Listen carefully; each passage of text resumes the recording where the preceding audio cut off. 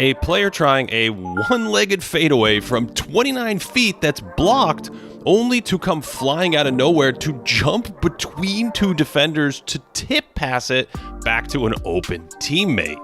And this would be the craziest play for most players this season, only for LaMelo Ball, it's a totally normal part of the experience, because he's a chaotic genius who pushes the limits of basketball like possibly no one in NBA history.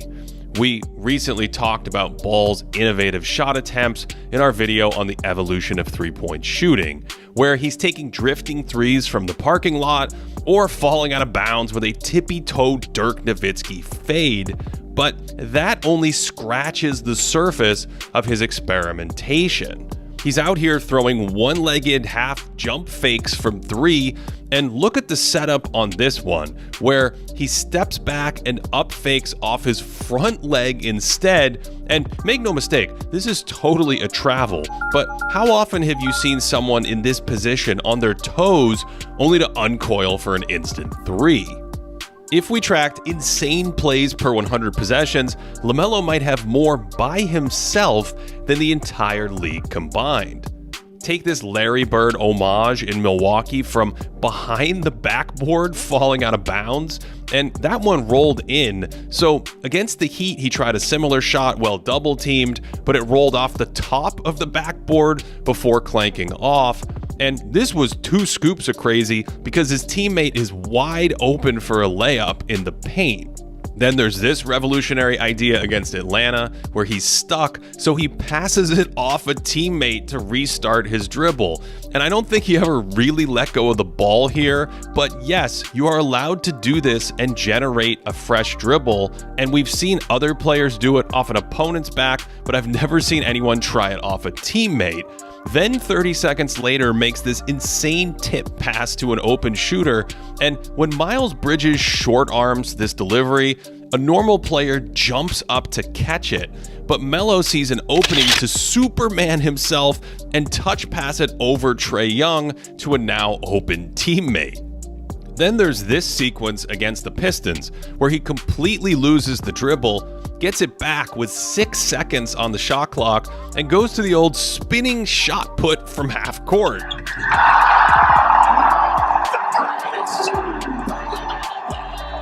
And he's trying to spin into his defender here to draw a foul, and you can see that two-handed catapult he uses to generate so much power. And we know if he wants to sharply spin away from a defender, he can, but here he bangs into his man to save the possession before comfortably draining a leaning 40-footer. He'll also try a ton in just 6 seconds, going with a late pick and roll here, only to jump into this audacious pass, then pick up the loose ball with 7/10 left and just flick it in off one leg. LaMelo's had flair in his game forever, but there's also an abundance of creativity for an NBA star. He's guarded by Giannis here, throws a ridiculous crossover just to pick it up and finger roll it home, and he stops the dribble early like this to avoid the shot-blocking Lopez at the rim. But there is another level here, which is to turn the corner and go off the wrong leg for the finger roll. And LaMelo's always doing crazy stuff with his feet, like this drive against the Bucks, where he literally jumps on his one step to shoot, and this is so off rhythm Lopez isn't ready to contest. He's actually improved his strength and balance on his drives since he came into the league as a 19-year-old. And at 6'7", with his ball handling and quickness, he's been more effective penetrating and has a higher free throw rate. And he has all kinds of tricks up his sleeve to put pressure on the rim and finish around defenders there, like contorting his body in the air in all kinds of preposterous positions. I mean, he kind of looks like Aaron Gordon jumping over the mascot when he's all folded up like that. Here's some vintage Melo madness, splitting the double and then contorting around and under Evan Mobley, but these shots are hard. And sometimes there's a delicacy to genius, making life more difficult than necessary, like trying to finish a putback in one motion instead of coming all the way down. in transition into multiple defenders when one teammate or maybe two teammates are open near the basket. To me, LaMelo is way too good of a passer to telescope on scoring this much, but this is part of living on the edge between chaos and creativity. It's easy to forget how big he is for a guard because his actions are so quick, and he plays with the throttle on the floor at almost all times. But that also means very makeable passes can get away from him sometimes, and at other times it's almost like he's overly excited to see the play unfold. He brings it up here and sees something, so he gets the left foot ready to throw a 60-foot pass on a rope, but in a nearly identical situation, he doesn't organize his feet, whipping it off the right foot right out of the gym. In the 50 years we've tracked turnovers, LaMelo is 8th all-time in giveaways right now, averaging nearly 5 every 75 possessions. When we adjust for how often he has the ball in his playmaking, the numbers aren't quite as extreme, but they're still not great. Sometimes he's also a step ahead of his teammates, spotting Josh Green for a layup here, but Green is on autopilot heading to the corner, and it's a turnover for ball. Here's an after timeout play where there's some confusion about the setup. Green goes to set a screen, and I think ball just goes rogue. At least Josh was certainly confused here, and then Melo decides to yank a floating three with 13 on the clock. Sometimes ball has the shot selection of a drunken sailor, just bombing all kinds of maniacal deep threes early in the possession. More than half of his triples are from 27 feet or beyond, by far the highest rate of deep shots ever. And LaMelo is actually making the 5th most threes per possession in the entire three-point era, trailing 4 Steph Curry seasons. Only he's actually attempting threes at a higher rate than anyone, launching a whopping 14 threes every 75 possessions, more than double his rate as a rookie. Now, because he's some kind of basketball wizard, Ball's making all of these crazy threes at 36%, so it's not obvious how much he should throttle back these attempts. Gunning really early in the possession doesn't seem ideal, and he could dial back some of the long ones, where he's just under 32% over the last 3 seasons. But there's also some meta value in playing this far out.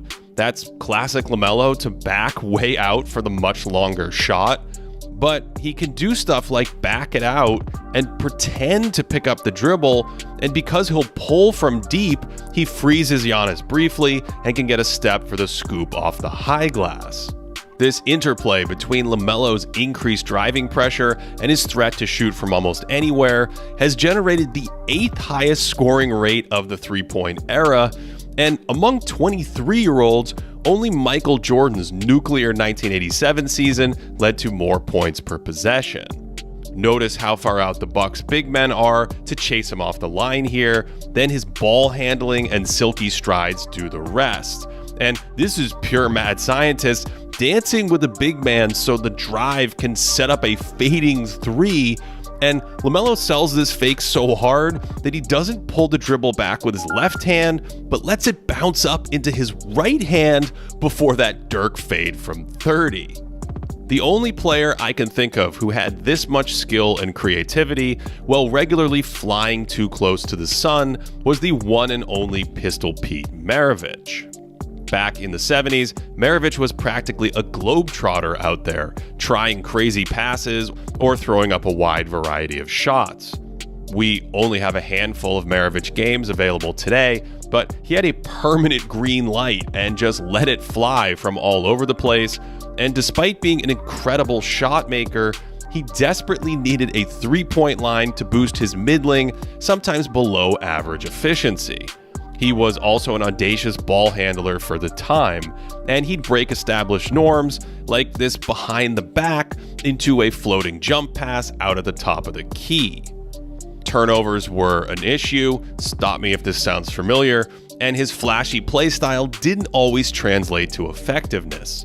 Pete's teams were almost never above 500, and the limited signals we have from that era suggest pretty good impact, but not to the degree we'd expect based on his huge box score numbers. In other words, the function didn't always match the form. And LaMelo's in a similar place right now, where there's a ton of brilliance to his game, but even leaving defense aside, there's clearly room for offensive refinement. It's almost like he needs a Charles Xavier to teach him how to control his bright light. And I certainly think a different environment could make the world of difference. His pace, vision, and shooting certainly look like they would amplify great talent, and his off-ball cutting is completely untapped right now. Certain flowers need the right conditions to bloom, and I'm fascinated by what LaMelo would look like in a mature system instead of freestyling next to a bunch of other young prospects.